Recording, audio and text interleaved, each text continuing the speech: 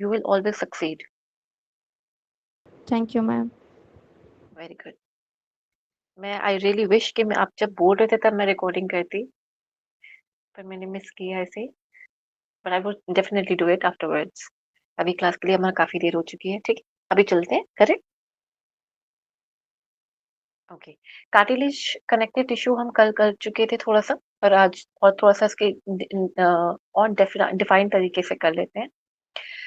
Cartilage connective tissue means cartilage basically हमारी body में our body is not particularly made up of bones, or I should say that bones, our skeletal system is not made up of only bones. Cartilage is also there. Cartilage, okay, in which form? Tendons, ligaments, these are required, okay, to connect our body from one point to another point. And these point could be anything like bone to muscle, muscle to bone, and the other ways, okay. Cartilage का क्या काम होता है? हमारी पूरी body में ना एक शेप को देने का काम होता है। एक टाइम के बाद ना कार्टिलेज ना बंद हो जाता है, मर भी जाता है, खत्म हो जाता है। खत्म क्यों हो जाता है? खत्म इसलिए हो जाता है कि ओवर ग्रोथ ना हो जाए बॉडी के अंदर। जैसे कि एक टाइम तक हमारी बॉडी में ग्रोथ होती है, विच इज नियरली 15-16 ईयर्स, जिसके अंदर हमारी हाइट बढ़ती है, ठीक है, हमारी ग्रोथ हॉर्मोन्स की वजह से, जिसमें हमारे कार्टिलेज हमारी हेल्प करता है बॉडी को, यानी कि हमारे बोन्स को, उसके आसपास के टेंडन्स को, लिगामेंट्स को एक शेप देने का काम कार्य करवाता है। ऑर्गन्स को भी, इसके आसपास जितनी भी जगहों पे हमारा कार्टिलेज पाया जाता है, उन एरियाज में उस कैविटी को प्रॉपर्ली एक शेप देने का काम करता है, ठीक है, जैसे जैसे हम बड़े होते जाते हैं। लेकिन ग्रोथ हार्मोन नहीं रुकता। ग्रोथ हार्मोन हमें बार बार चाहिए होता है, उसमें ग्रोथ एंड रिपेयरमेंट हमारी चलती रहती है, पर वो हार्मोन अब यूटिलाइज नहीं करा जाता, किससे? कार्टिलेज, कार्टिलेज से। क्यों? कार्टिलेज जो उस हार्मोन को यूटिलाइज करे, वो चीज उसने अपनी खत्म कर दी एक एज के बाद। आप इसको ऐसे ही समझा, क्योंकि ज्यादा टेक्निकल वर्ड के दिन जाओगे, कौन सा सेल ऐसा करता है, कौन सा सेल ऐसा नहीं करता है। कार्टिलेज में भी बहुत सारे सेल्स हैं, तो उसमें से जो सेल उसको यूज करता है ना हॉर्मोन्स को, उसकी हाइट बढ़ाने के लिए, एक शेप देने के लिए, उन सब के चक्कर में वो उस वाले सेल को ही खत्म कर देता है। एक टाइम के बाद वो सेल नहीं बनते। इसलिए आपने सुना होगा कि एक एज के बाद, specially after the puberty, height नहीं बढ़ती।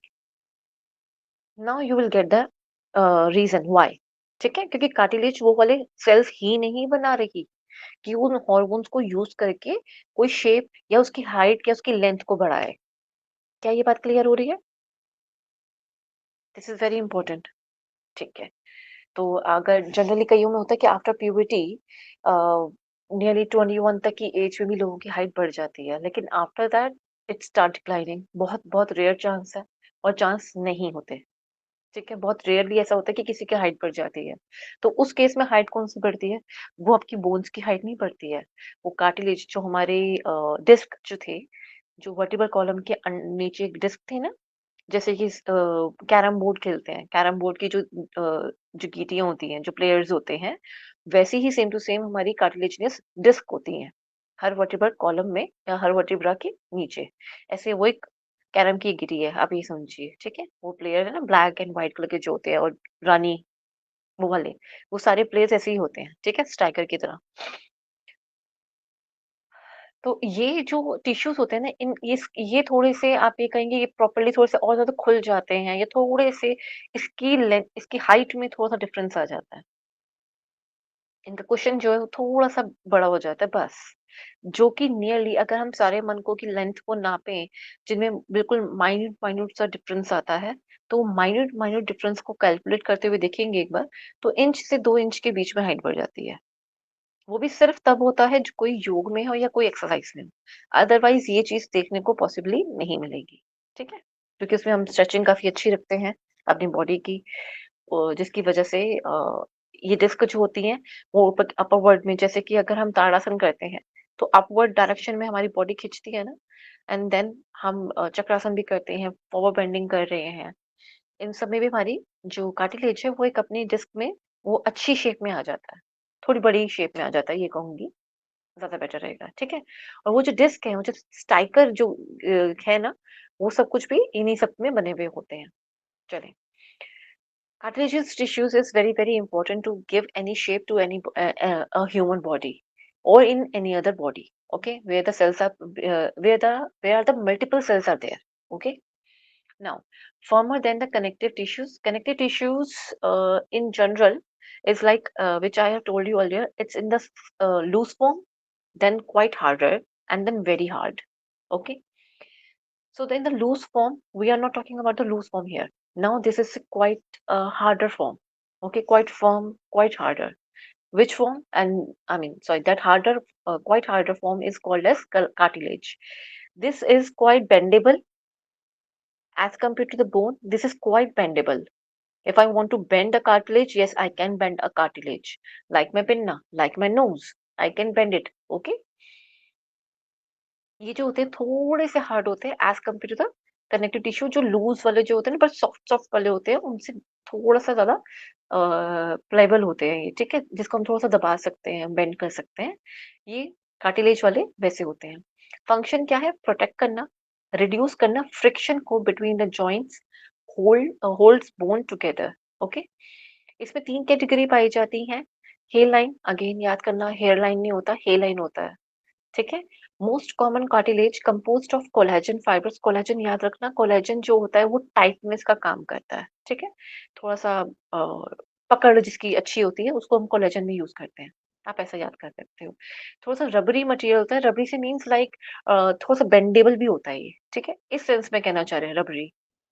Then located on the ends of articulating bones. I guess ये मैं लास्ट क्लास में करवा दिया था, तो यस मैम। है ना, कहाँ तक रह गया था? मैम आपने थर्ड तक करा दिया था, इलास्टिक कार्टिलेज तक। Okay, then I start directly. I'm starting with this bone, oasis bone, and the connective tissue bone, because we are lacking with the time. Okay, okay, the bones, oasis bone and connective tissues. Sorry, I'm jumping directly to the sixth point. Okay, the bone में क्या है? जितनी भी हमारी हड्डी है हमारी शरीर की, वो हड्डी का जो टिश्यू है जिससे वो बना है, जिससे उसकी बनावट बन रही थी, वो जो है ओसियस, उसको जो बोन का सेल होता है ना, उसको ओसियस पे भी कहते हैं, इसलिए यहाँ पे ओसियस, ओशियस कनेक्टिव टिश्यू, ठीक है। ये स्ट्रॉन्ग टाइप का कनेक्टिव टिश्यू है, वेरी स्ट्रॉन्ग। इसके फाइबर्स इतने स्ट्रॉन्ग होते हैं, इसके रेशे इतने स्ट्रॉन्ग होते हैं, रस्सी की तरह आप कह सकते हो, रस्सी भी नहीं, वो तो फिर भी बेंडेबल होती है। ये हमारे ना, आप जितनी भी अगर किसी का भी अगर आप देखेंगे, प्लास्टर ऑफ पेरिस किसी ने नोटिस करा हो, देखा होगा, या फिर किसी ने ये जो पेपर्स बनते हैं अखबारों से, उसे हम एक हैंडमेड पेपर बनाते हैं। पहले उसको भिगो देते हैं, फिर उसके अंदर कलर डालते हैं, उसको कुछ दिन सूखने के लिए रखते हैं, उसको पूरा फ्लैट कर देते हैं। उसमें आप रेशे देख सकते हो, पर वो रेशे इतने स्ट्रॉन्ग होते हैं, आपस में एक दूसरे से इतने अच्छे से, इतने टाइटली जुड़े हुए होते हैं कि इनको तोड़ना इतना आसान नहीं है। और ये इतनी आसानी से बेंड नहीं होते हैं। आसानी से क्या बेंड होते ही नहीं है। हड्डी देखी कभी बेंड हो सकती है? नहीं। हड्डियां होती हैं, उनके बीच में जो जॉइंट होता है वो उसको बेंड कराता है। हड्डी बेंड नहीं होती है, ठीक है। So it is a strong type of connective tissue. Connective tissue. It is so hard because of its fibers. The fibers which makes this joint or this tissue very hard. Plus, there are lots of intercellular matrix is there, which provides a more firmity to this joint or this tissue majorly. Okay. Composed of bone cells, osteocytes, ये सब हम किस में पढ़ेंगे? Musculoskeletal system में properly पढ़ेंगे कि कैसे बोन बनता है, कौन से सेल्स होते हैं, ये सब कुछ, ठीक है। In lacunae cavity, hard matrix of calcium ions and large number of collagen fibres. क्या होता है ये सब? क्या है ये लैकुना जो होता है ना? लैकुने एक तरह की कटोरी मान लो, जैसे है एक जगह है जहाँ पे आप बहुत सारे बोन्स के सेल, ओस्टियोसेल्स को डाल देते हो, प्लस कैल्शियम आयंस का एक ना घोल है, या कह लीजिए फेविकॉल है, ठीक है। ओस्टियोसाइट्स पहले मैंने बहुत सारे ना कैल्शियम आयन डाल दिए वहां पर, जो कि एक फेविकॉल है, ठीक है। उसके ऊपर मैंने बहुत सारे बोन सेल्स डाल दिए, जैसे कि हम स्पार्कल डालते थे छोटे होते, वो डाल दिया। Then large number of collagen fibers डाल दिए, कोलेजन फाइबर डाल दिए, ठीक है, डाल दिए। आप ये समझ लो कि कुछ कोई रेशेदार चीज है, जैसे कि धागे हैं, आपस में वो सब कुछ भी आपने डाल दिया। थोड़े टाइम बाद आप देखोगे वो इतनी स्ट्रांग हो चुका होगा, ऐसी पकड़ बनी हुई होगी कि आप उसको तोड़ नहीं पाओगे इतनी आसानी से। क्यों? क्योंकि जो इसकी कैविटी है, यानी कि कैविटी को भूल जाओ, कैविटी क्या है? कैविटी बस एक ये समझो कि एक कटोरी सी है, एक बर्तन है, जिसके अंदर ओस्टियोसेल्स को डाला गया है, बोन्स के सेल को डाला गया है, ओस्टियोसाइट्स को सॉरी, बोन्स को उसमें डाला गया और फाइबर्स डाल दिए। और जो हम इंट्रासेलुलर मैट्रिक्स की बात कर रहे थे, यहाँ जो मैट्रिक्स है वो कैल्शियम आयंस का बना हुआ है। इसलिए हमारी बॉडी में हड्डियों को मजबूत रखने के लिए हम बात करते हैं ना, कैल्शियम खाओ, वही इसके लिए कहते हैं। क्योंकि जो उसको जोड़े रखता है ना, बोन्स को बनाए रखता है, उसकी वो जुड़े रहे आपस में। अब आपने स्पार्कल किसी जगह पे डाल दी है, तो वो क्या चिपक जाएगी? नहीं चिपकेगी। आपने नीचे कोई ऐसी चीज आप लगाओगे तभी तो चिपकेगी। मैंने फेविकोल लगाई, उसके ऊपर स्पार्कल मैंने डाल दी, तो ही उस पे चिपकेगी ना। एग्जैक्टली ऐसे ही है।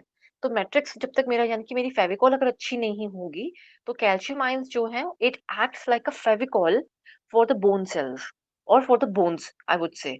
Okay, so calcium, that is why we need and we are required more and more calcium, and of course in appropriate way.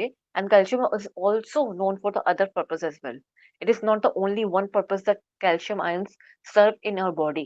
No, calcium ions सिर्फ और सिर्फ बोन्स के लिए जाना जाता है नहीं। वो बात अलग है कि हम बचपन से सुनते सिर्फ इसके बारे में आ रहे हैं। कैल्शियम का और भी बहुत सारा रोल होता है जो हम नर्वस टिश्यू में पढ़ेंगे। ठीक है। And then inorganic components of matrix account 65% of the total bone tissue, especially calcium and phosphate. Now this is very important. Exam में शायद थोड़ा कम पूछा जाए, बट यस, हो सकता है इस क्वेश्चन को यहाँ से निकाला जा सके, क्योंकि बोन में यहाँ से बनता है, और bone is a very very very important chapter जिसमें से क्वेश्चंस आते हैं। ठीक है। तो ये कहना चाह रहे हैं, there are also some inorganic components. Inorganic means there are two types of organic and the one is inorganic. Okay, the inorganic components where the calcium and the phosphate is also there. The mixture of the calcium and the phosphate, which is nearly 65%, and the rest of the percentage is comprised with the other elements or other components. Okay, but which we do not require to learn, and this much of details is also not required. But this is very much important, that phosphate and calcium is very important because it is making our bone healthy and strong and firm and very hard.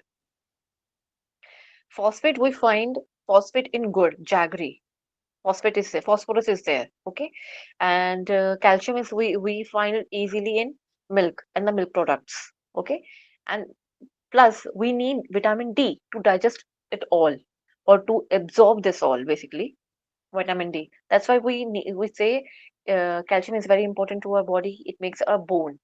Calcium bone नहीं बना रही है, पर bone के लिए या bone की एक फर्मनेस, एक हार्डनेस बनी रहे, उसके अंदर वो एक चुंबकीय शक्ति बनी रहे, एक फेविकॉल का काम करता रहे, इसके लिए कैल्शियम चाहिए। ठीक है। इसके अलावा भी बहुत सारे रोल हैं, अगेन मैं बार बार बोल रही हूँ। कैल्शियम को सिर्फ एक जगह से रिलेट करके छोड़ना नहीं है। Okay. It gives strength and rigidity. Rigidity means कोई भी फ्रेमवर्क बॉडी का, फ्रेमवर्क से मतलब बॉडी को कोई शेप देना है। ट्रायंगल है, राउंड है, राउंड नहीं, ट्रायंगल है, स्क्वायर है, रेक्टेंगल है, ऑक्सागन है, octagon है, hexagon है, what sort of a shape it is. Okay, that, and plus in the rigidity means that anything which it is I mean any shape it is providing, that shape needs to be very firm at its place.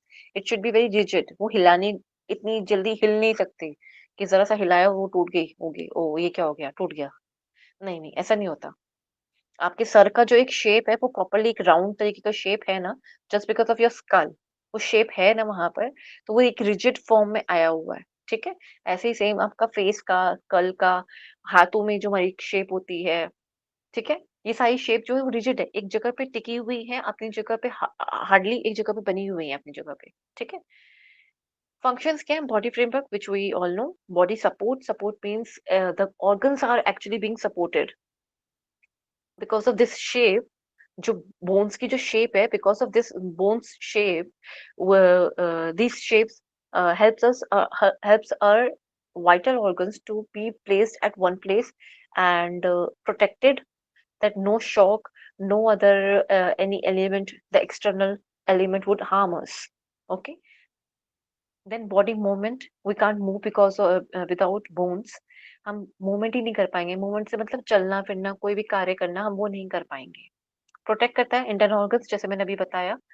And then storage of minerals, ये चीज हम पढ़ेंगे किसमें, musculoskeletal system के अंदर, कि ये minerals कैसे स्टोर करके रखता है, ठीक है। फॉर्मेशन ऑफ ब्लड सेल्स, जो हमने पहले भी मैंने आपको बताया था कि ब्लड सेल्स को बनाता है, आरबीसी और डब्ल्यूबीसी को बनाता है। लिम्फोइड कनेक्टिव टिश्यू, लिम्फोइड भी एक तरह का ब्लड ही होता है, ठीक है। अब दोनों में डिफरेंस क्या होता है? डिफरेंस मेजरली इसके अंदर ये रहता है कि ना इसके जो सेल्स है ना, वो ना ब्लड सेल्स जो आरबीसी होते हैं ना उससे थोड़ा डिफरेंट होते हैं, ये इम्यूनिटी के लिए काम आता है। इसलिए जनरली इन नॉर्मल लेक्चर्स और आप कभी देखेंगे भी कि लिम्फेटिक सिस्टम नहीं पढ़ाया जाता। ये इतना इम्पोर्टेंट, इसको इतनी इम्पोर्टेंस क्यों नहीं दी गई, I really don't know. But हाँ, इसकी इम्पोर्टेंस इसलिए भी नहीं दी जाती क्योंकि ये नोट्स के थ्रू ज्यादा काम करता है, and quite complicated to understand as compare to the circulatory system. Circulatory system यानी कि हार्ट का जो हम ब्लड का सर्कुलेटरी सिस्टम समझते हैं, वो बहुत इंपॉर्टेंट है क्योंकि इसमें हार्ट लंग्स सब कुछ इन्वॉल्व है, और वो नोट्स के थ्रू काम नहीं करता। तो उसमें नोट्स का बहुत बड़ा रोल होता है। नोट्स मीन्स ऐसे ऐसे आप ये समझ सकते हो जैसे कि वो एक बड़ा वाला जो बस का अड्डा होता है वो कौन सा होता है जहाँ पे सारी बसेस आके रुक जाती हैं? Bus depot. Bus depot. वो एक तरह के ऐसे काम करता है। तो ऐसे जो लिम्फोइड के नोड्स होते हैं ना, वहां पे बस डिपो की तरह काम करते हैं, and then they get the energy and then move on. और वो बहुत ज्यादा स्ट्रांग होते हैं हमारी बॉडी में। बहुत ज्यादा स्ट्रांग मीन्स हम उनमें बहुत केमिकल डाल देते हैं, लाइक इन आर्मपिट, हमारे कान के नीचे, वहां उन जगह पे जब भी फेशियल कराते हैं वो इन नोड्स को दबाते हैं, सो दैट कि आपके जो फेस का जितना भी डेब्रिस है या टॉक्सिन्स है, वहां का ब्लड फ्लो है, वो सब कुछ अच्छे से बना रहे। अंदर की जो लेयर है वो क्लीन होती रहे, डेब्रिस यानी कि डर्मिस जो हमारा है वो क्लीन होता रहे, जल्द से जल्द क्लीन होता रहे।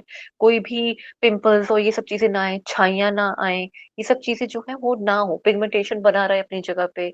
सब कुछ बाहरी तौर पे जो एक्सटर्नल एनवायरनमेंट से जो हमारे स्किन को जो चीजें मिल रही हैं वो हार्मफुल ना हो।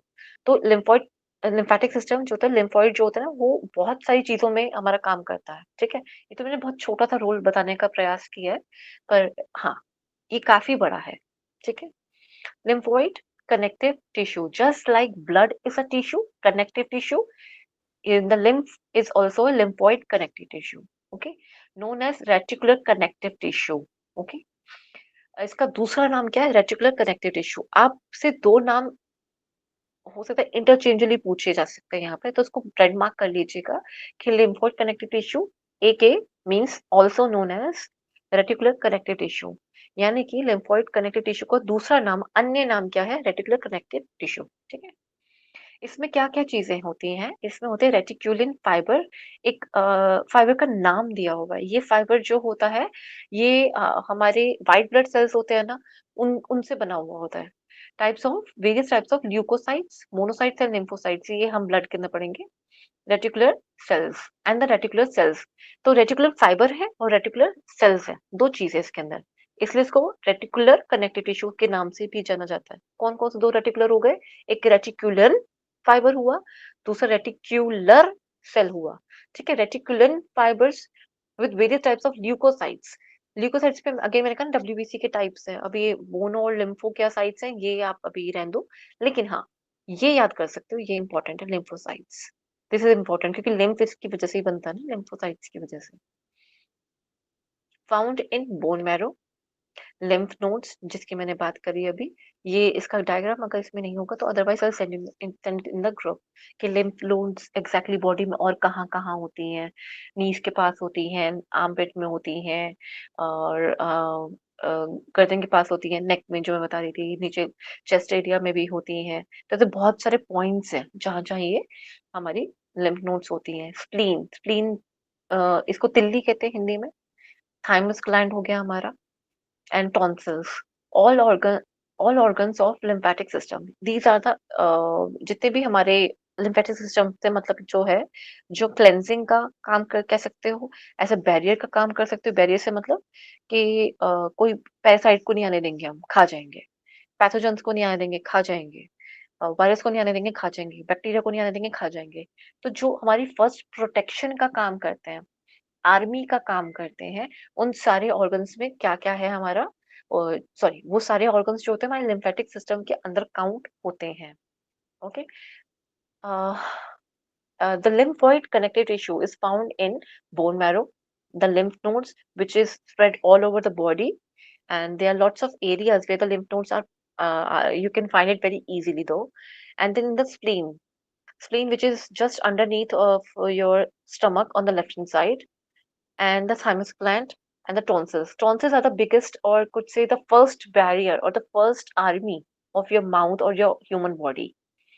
After skin, skin is the first barrier though. Tonsils start acting the first morsel you take. Just after the first morsel, it start acting. क्या करता है ये?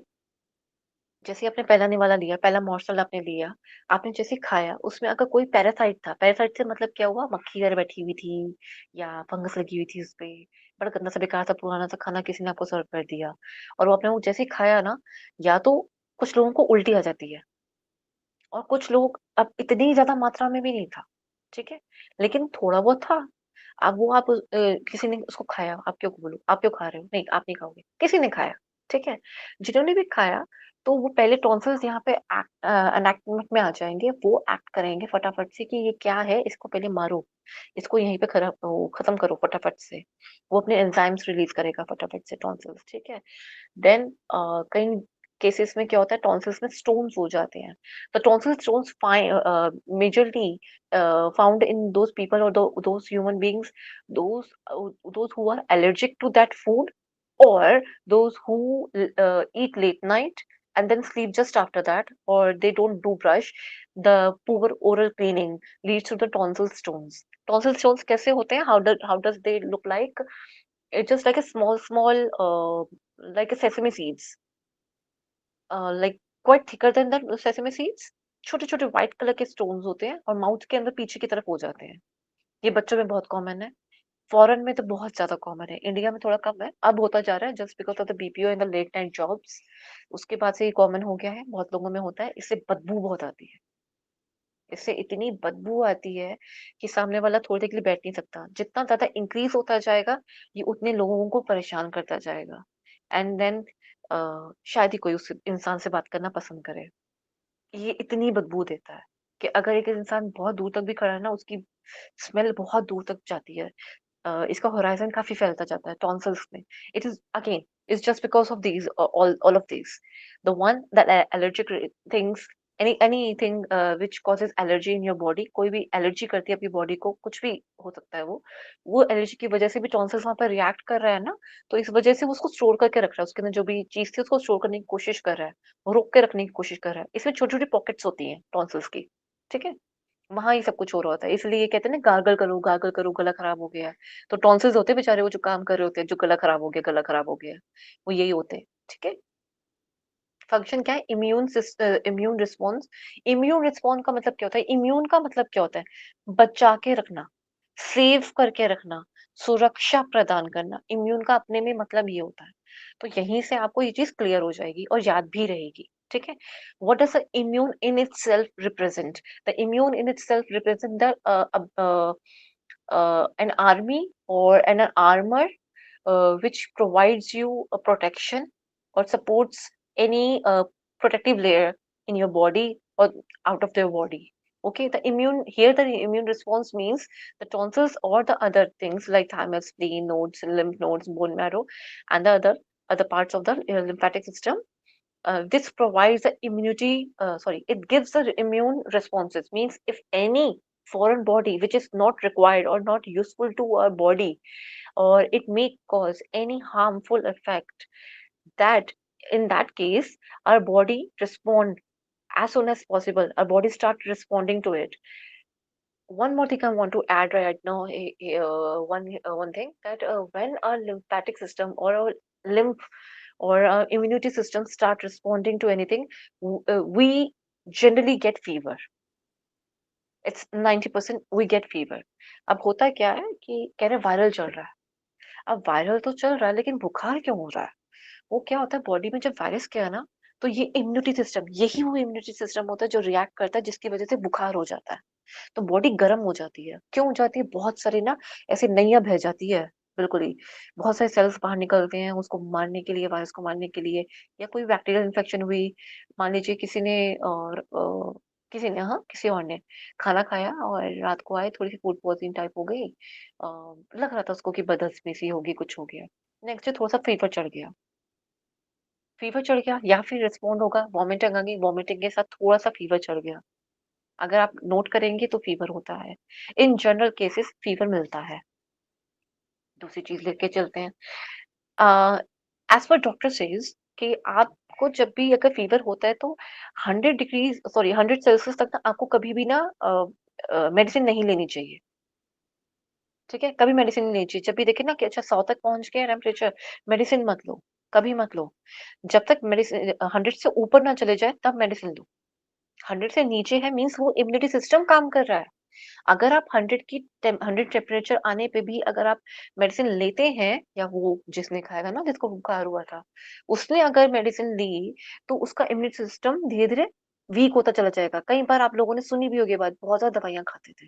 ज़रा-सा बुखार नहीं हुआ दवाई खा लेते थे। ये वही बात है, क्योंकि इम्यूनिटी सिस्टम को आप फिर से सप्रेस कर रहे हो कि बस-बस ठीक कर। Okay, okay, okay, all good, all good. वो उसको काम करने से धीरे-धीरे मना करता है, मतलब उसके काम में बाधा डालता है। मैं मना नहीं करूँगी, इसके पीछे पूरा एक बायोलॉजिकल तरीका है कैसे काम होता है। बट वो इतना ना तो नीड है, बट आपको बस इतना जानना है कि हाँ, वो उसके काम में बाधा डालता है। ठीक, काम को काटने की कोशिश करता है। So never take any medicine और any pills when you have 100 degree temperatures, so don't take any medicine. Okay, if your temperature goes above or 100 plus, only then take any medicine.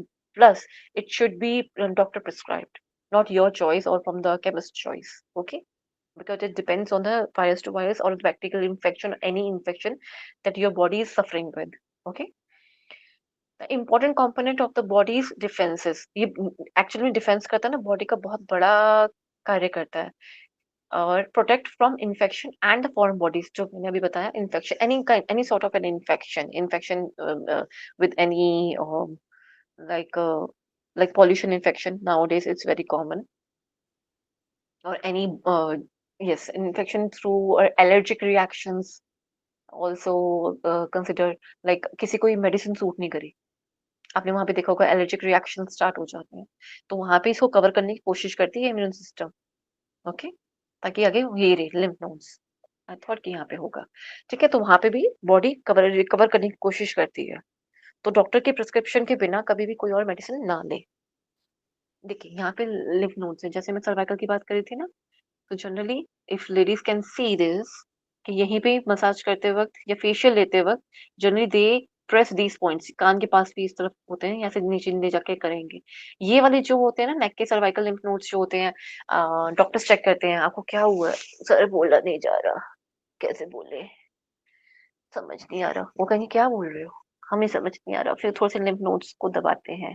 कई बार आपकी दादी-नानी ने मसाज दी हो, तो वो कुछ points दबाते हैं। एक अंगूठे के पास, देन यहाँ पे, इस एल्बो के पास, यहाँ पे, एंड देन नेक के पास, कान के पास से लेकर नीचे नेक तक पूरा, ये वाला एरिया, वो प्रेस करते हैं।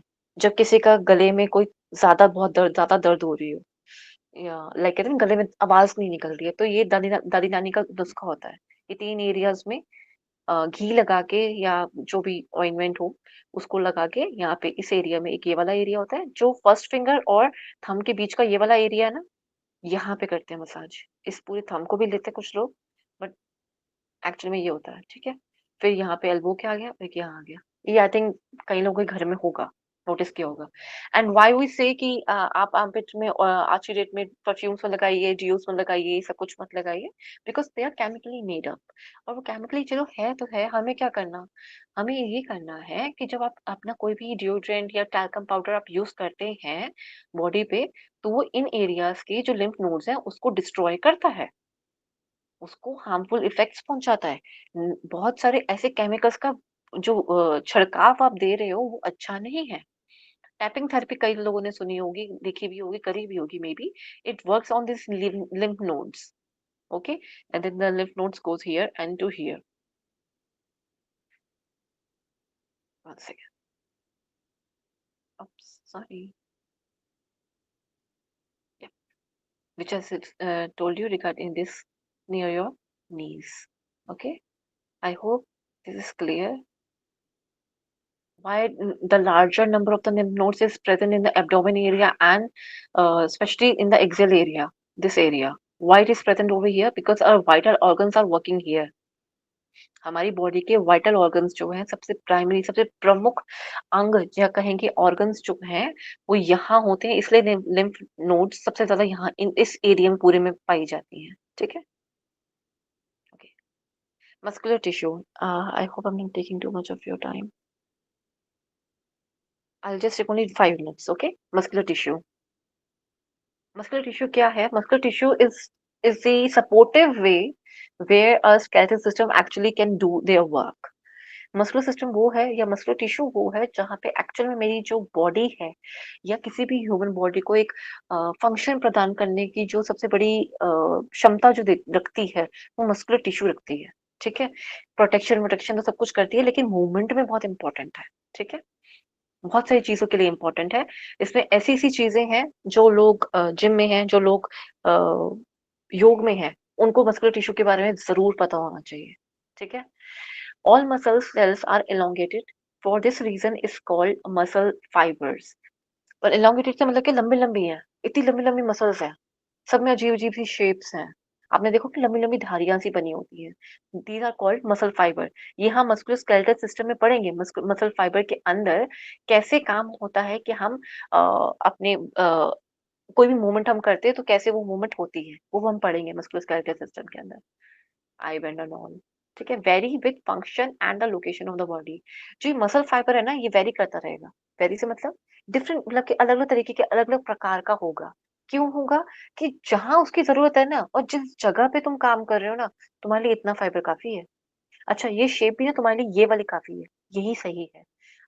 सब इसलिए सबकी अलग अलग है।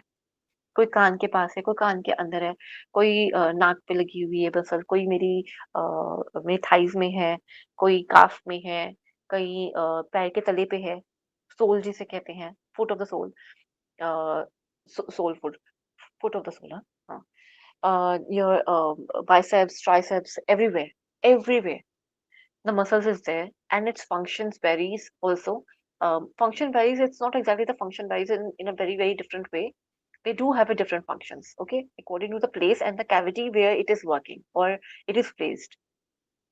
Muscular tissue combined with nerves, ये बहुत इंपॉर्टेंट वर्ड है। मस्कुलर टिश्यू के अंदर अभी तक हम बाकी टिश्यूज जितने में पढ़े थे उसमें ये सब चीजें लिखी हुई नहीं थी। ये पॉइंट ऑफ डिफरेंस है। मस्कुलर टिश्यू में क्या क्या है? नर्व्स है, ब्लड वेसल्स हैं और वेरियस कनेक्टिव टिश्यू है। कनेक्टिव टिश्यू तो ये तो आप समझ लो हर जगह पे तो यही पाया होगा है। क्यों कनेक्टिव टिश्यू इसलिए पाया जाता है क्योंकि कनेक्टिव टिश्यू प्रोवाइड करता है ब्लड सर्कुलेशन के लिए या ब्लड प्रोवाइड करता है, प्रोवाइड करवाता है जिससे कि हमारा कोई भी टिश्यू थोड़ा जिंदा रह पाए। ठीक है, सबको चाहिए ना, कि ब्लड की सप्लाई सबको चाहिए ना, इसलिए। देन इसके अंदर लेकिन मस्कुलर टिश्यू के पास तो अपनी खुद की ब्लड वेसल्स भी हैं, कनेक्टिव टिश्यू भी है और नर्व्स भी हैं। नर्व्स क्यों हैं? यहीं से थोड़ा सा आइडिया लेके समझें इस बात को कि अगर मेरा हाथ ऊपर नीचे होता है, ये समझाते वक्त मेरी बॉडी लैंग्वेज में मेरे शब्दों के साथ मेरा हाथ जाता है, द वे आई एक्ट और वे एनीथिंग। या आर्मी में सबसे अच्छा इसका एग्जाम्पल हम समझते हैं, आर्मी के जो जवान होते हैं, जो हमारे भाई जी हैं, जो सर पे हम सबकी रक्षा करते हैं, नमन उनको।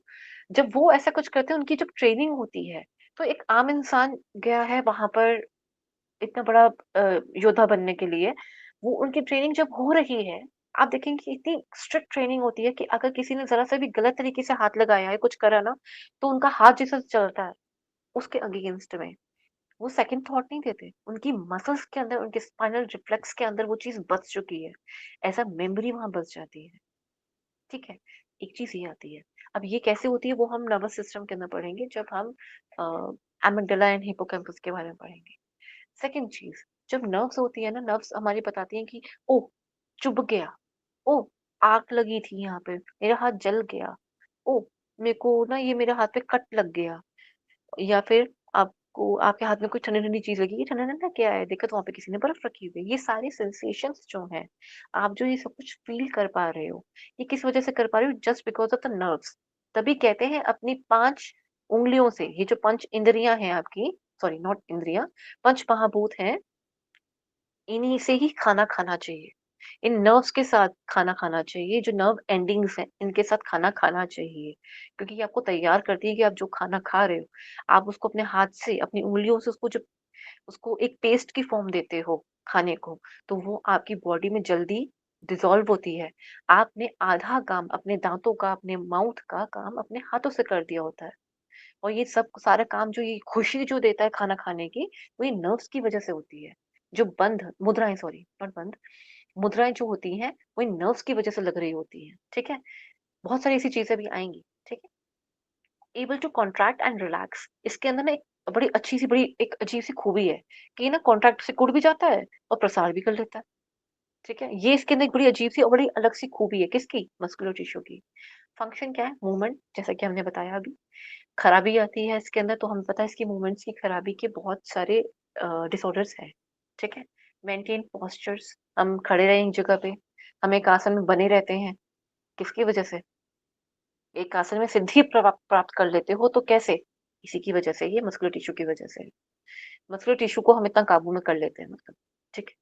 देन प्रोड्यूसेस हीट, हमारी बॉडी में मुझे बहुत ठंड लग रही है। हम अपने हाथ हाथ अपने हाथ क्यों आपस में रब करते हो? क्योंकि ये मसल्स हैं। ये जब आपस में एक दूसरे से घर्षण करती हैं, तो हीट प्रोड्यूस करती हैं। ये तो मैंने खुद से किया। क्या बॉडी में खुद भी हीट प्रोड्यूस होती है? हाँ जी, होती है। जैसे-जैसे मौसम चेंज होता है या चाहे गर्मी हो, चाहे सर्दी हो, ये हमेशा हमारी बॉडी अंदर से एक लेवल का एक हीट प्रोड्यूस करती ही करती है। इसको और दूसरे तरीके से समझ सकते हो कि हमारी बॉडी अंदर से गर्म रहती है, सबको पता है ना? कि हमारी बॉडी यस अंदर से गर्म रहती है। तो जस्ट बिकॉज़ ऑफ दीज़, ठीक है? कि हमारी बॉडी अंदर से गर्म रहती है। क्योंकि एक नॉर्मल टेम्परेचर उसको चाहिए, ताकि बैक्टीरियल इन्फेक्शन ना हो जाए, फंगाई इन्फेक्शन ना हो जाए, कोई इन्फेक्शन ना हो जाए। इसलिए एक टेम्परेचर है बॉडी के अंदर का, वो मेंटेन होना चाहिए। जस्ट लाइक अगर आपने खाना पकाना है, तो तवा उतना गरम होना चाहिए तभी आपकी रोटी पकेगी। क्या ठंडे तवे पे रोटी पक सकती है? नहीं। और जले वाले बहुत ओवरहीट हो गया, तो क्या हो जाएगा, रोटी जल जाएगी। तो न्यूनतम तापमान होना ज़रूरी है। इसको वैसे मेंटेन करवाता है, ये सब हम आगे पढ़ेंगे अभी। जब हम सर्कुलेशन वगैरह पढ़ेंगे तब उसमें इसको मेंटेन करवाने का भी एक कार्य करता है। फेशियल एक्सप्रेशंस, रोना-धोना और एक्टिंग करना, लिमरसी, सब कुछ आप समझ लो, सारे एक्सप्रेशंस ही हैं। बच्चों की प्यारी सी मुस्कान, सब इसी से। Pumps blood, pumps blood means जब हमारा हार्ट का जो हमारा काम हो रहा होता है, जो पंप करता है, एकदम से बंद हो जाता है, चिपक जाता है आपस में और देन एकदम से प्रसार कर लेता है, खुल जाता है, जिसकी वजह से ब्लड अंदर आता है और बाहर निकल पाता है। ब्लड सर्कुलेशन में पढ़ेंगे इसको अच्छे से सर्कुलेटरी सिस्टम में। Control breathing and digestion, control करता है, ठीक है? ये कंट्रोल करता है किसको? ब्रीथ को। ब्रीदिंग को लेना छोड़ना रेगुलेट नहीं करता, अंतर समझिएगा। रेगुलेट नहीं करता, ये उसको कंट्रोल करता है। लंबी गहरी श्वास लीजिए और छोड़िए, ये इसके कंट्रोल में है। अभी जो चल रही थी नॉर्मल, अभी मैं आपसे जब बात कर रही थी, तो जैसे मैं बात कर रही हूँ ना और मुझे बीच-बीच में श्वास लेने की मेरे को ज़रूरत पड़ रही है, कभी लंबी, कभी गहरी, कैसी-कैसी है, जिससे कि माइक में मेरी ब्रीथिंग की आवाज़ ना आए। मैं अगर श्वास साथ में ले रही हूँ, तो उसके साथ बीच-बीच में ना आए, तो उसको कंट्रोल कौन कर रहा है? मसल्स कर रही हैं। जो जितने भी सिंगर्स हैं, वो अपनी ब्रीथ को कंट्रोल कर पाते हैं, उनका ब्रेथ उनके कंट्रोल में होता है, तभी तो आपको गाना गाते वक़्त उनकी श्वासों की आवाज़ नहीं आती है, ठीक है? ओके, देन डाइजेशन, डाइजेशन को कंट्रोल कैसे करता है कि बहुत सारी मूवमेंट्स होती हैं, पेरिस्टालसिस मूवमेंट होती है, ये नहीं, वो तो टिश्यूज़ में आएगी। मस्कुलर टिश्यूज़ में हमारी इसमें स्मूथ मसल्स और दूसरी मसल्स अभी आएँगी। अ, तो वो हमारी इसके अंदर हेल्प करती हैं। इसमें 2-3 तरह के टिश्यूज़ बने हुए होते हैं, 2-3 तरह के टिश्यूज़ होते हैं डाइजेशन में, उनमें से एक मस्कुलर टिश्यू भी होता है, जैसे पेरिस्टालसिस मूवमेंट को काम करवाता है और खाना नीचे ले जाने का काम जो होता है, आहार नली से नीचे तक पहुँचाने का काम होता है। स्टमक से इंटेस्टाइन में, इंटेस्टाइन से बाहर रेक्टम तक आने का, ये सारा काम जो है मस्कुलर टिश्यूज़ इसमें टाइप्स होते हैं जो, वो कार्य करवाता है। मैं आगे नहीं करवाऊँगी, अभी इतना ही करवाऊँगी क्योंकि इसके अपने टाइप्स हैं। ठीक है? ये 3 टाइप्स हैं। ये अभी नहीं कराऊँगी, इन डेप्थ है क्योंकि इसके बेस पे ही सारा आपका मस्कुलोस्केलेटल सिस्टम बसा हुआ है, पूरा भरा हुआ है। तो मैंने इसलिए 2 टॉपिक आपके ज़्यादा करवाने की कोशिश करी है, जो आगे आपको बहुत हेल्प करेगा to have a broader view और broader understanding of the human body. I really hope मैंने इसको इंग्लिश में नहीं बोला, 1 second. These muscles are quite elongated, means quite its length is quite long, and it is made up of the muscle fibers. We will going to learn about the muscle fibers, how the muscle fiber react, how it contract, how it relax, all the bands, everything we're going to understand. Muscle fiber in itself is a big term. Muscle fiber अपने में वैसे बहुत बड़ा term है. कब है, कैसे है, ये हम musculoskeletal system में और डेप्थ में पढ़ेंगे एक बार. ठीक है? And it's very in the different with at different parts of our body, its functions vary, its length or its breadth, everything is vary. Its muscle fiber count is also vary. Then muscular tissue combined with the nerves, blood vessels, and the various connective tissues. Muscular tissue is majorly, if I see what exactly the muscular tissue is made up of, it is made up of muscle fiber, nerves, blood vessels, and the connective tissue. It has a huge supply of blood, and it repairs, it grows, everything is there. Just there. We receive the senses, we stop our senses. Sometimes when we are sitting in a one posture and we don't feel any senses over there, and then if we try to uh, lengthen our legs, and we start feeling, oh, something is pitching me, something is like पैर सो गया, like my legs are just flapped. It's just because of the nerves and the blood vessels, both. Okay, both. That's why the different type of asana is created, like Siddhasana, Padmasana. Different asanas are there. Okay, it gives us a function. Sorry, it able to contract and relax. The only tissue which contract and relax. It provides the functions like movement. We can move our body, we can bend our body, and we can do lot of functions, a lot of uh, different things with our muscular body or the muscular tissue. It maintains our posture, and it also produces a heat, the internal environment of our body, also the outside, and the facial expression. Any expression we made, it just because of the muscles is present in my on my face. Okay, any muscle is present is there. Okay, the above layer is the skin, of course, but under the skin, the facial muscles are there. Okay, it pumps up the blood, whether it's like when the heart pumps, it contract and it relax.